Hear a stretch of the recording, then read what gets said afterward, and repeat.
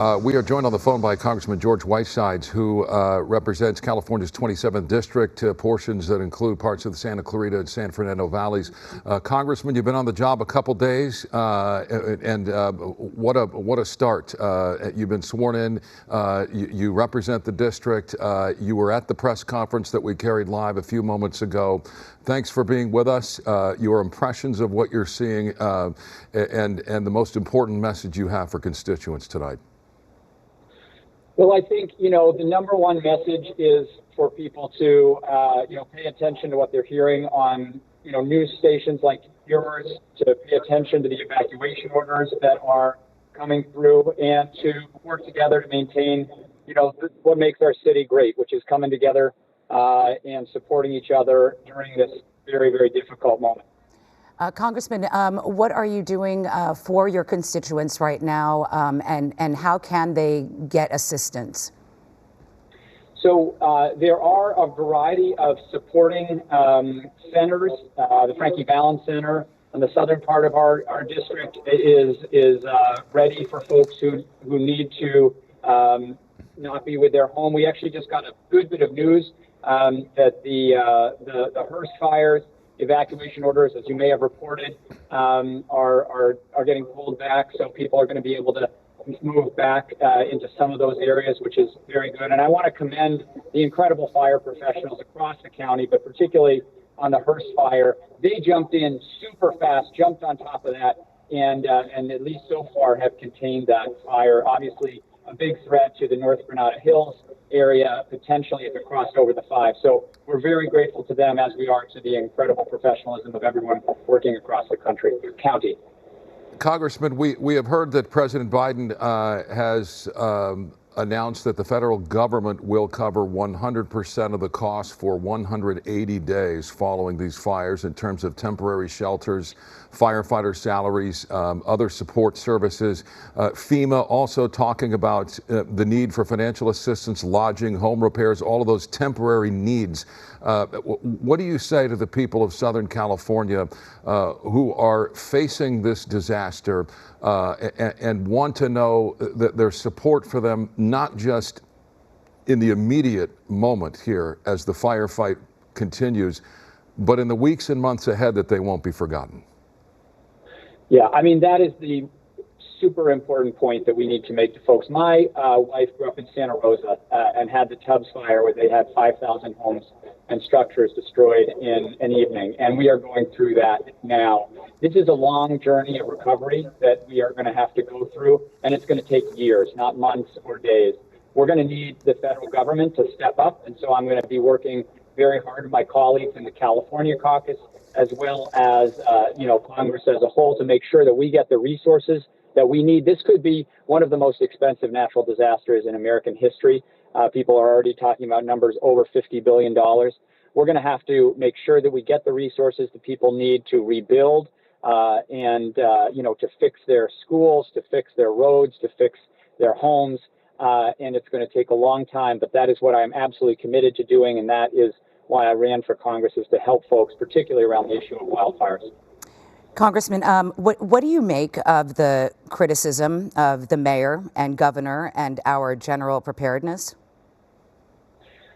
Honestly, I have been involved in the wildfire issue for several years, as you know, have started up organizations related to addressing the wildfire crisis. And I think that California has actually done a lot to, prepare for these terrible days. Billions of dollars have been put into CAL FIRE and local readiness.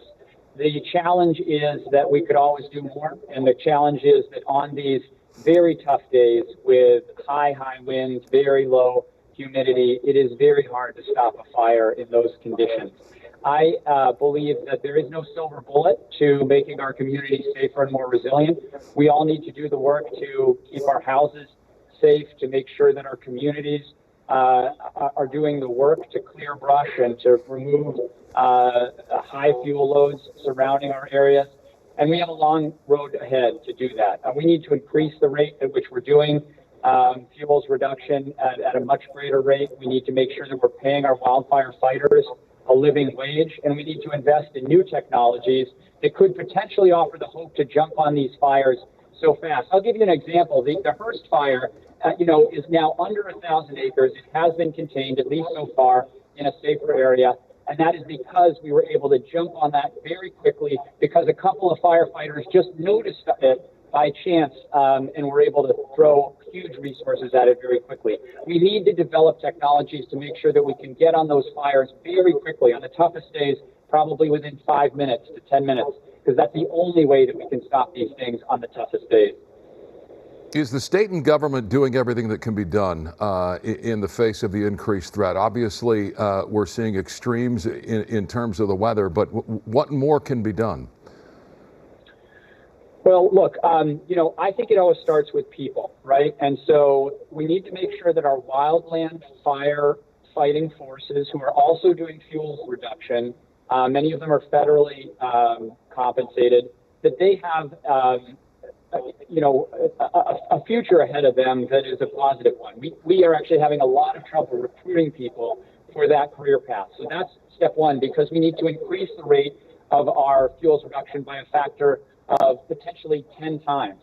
We also need to make sure that we do a lot more work in terms of protecting our communities at the perimeter of the community.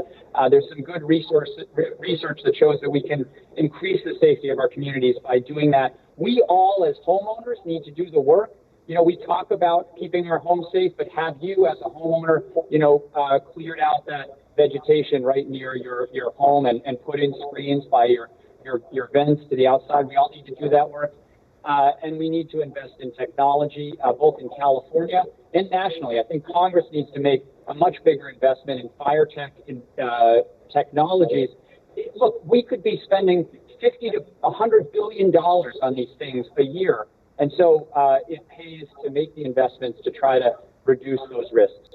Can you give us your thoughts on fire insurance? A lot of people obviously, were unable or are unable to get insured properly or are underinsured for their home, and that could be a real problem with these nearly 10,000 structures that have burned both in the Palisades and in Altadena. This is a huge issue, and one that we're just starting to think about the full scope of this, right? The FAIR plan could have huge exposure in some of the fire damage that we're looking at here. Here's what I'll say: two things. Number one, we need to reduce the risk of fire itself to work on this problem, right? Because the risk of fire is going up because of global warming, because we have more housing in the wildland-urban interface. These risks and costs are going up. And so that is naturally going to lead to higher insurance prices. The reforms that were announced just recently by the state, the governor, the insurance commissioner, are actually steps in the right direction. And it's ironic and sad in some ways that it's happening just before this terrible incident. I think that what we need to do is also have the federal level step up on this. Senator Schiff has a bill to help in this respect, and I can guarantee you that Congress is going to be spending a lot of time thinking about this, because it's not just California, it's the entire American West, and actually, because of hurricane risk, it's also the American South and East. So this is a national issue, the issue of climate risk, and we need to be engaged in it and really thinking about how do we set up a sustainable system for the long-term future. Yeah, I would think that with this issue that we're facing now front and center in the national conversation, the time is now to act.